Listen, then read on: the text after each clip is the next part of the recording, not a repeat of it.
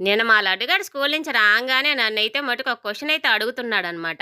ఆ మాట ఇనంగానే నాకు కోప్పడాలో, నవ్వాలో అసల ఏమీ అర్థం గాలేదు. "ఏమైందక్కా" అంటారా, మా లడ్డుగాడు ఫ్రెండ్స్ కూడా యూట్యూబ్ చూస్తారనమాట. ఇంక చూసి "అరే! ఏంట్రా మమ్మీ చేసే పనులు చేస్తున్నారు నువ్వు, మీ డ్యాడీ" అనైతే అడిగినారంట. ఆ మాటకి "అరే! నువ్వేం చెప్పావురా సమాధానం" అని నేను అడిగినాను. దానికి మా లడ్డుగాడు అంటున్నాడు, "మా ఇంట్లో మమ్మీ పనులు, డ్యాడీ పనులు అలాంటియి ఏమి ఉండవయ్యా. మేమందరం ఇంక మా మమ్మీకి సాయం చేస్తాము.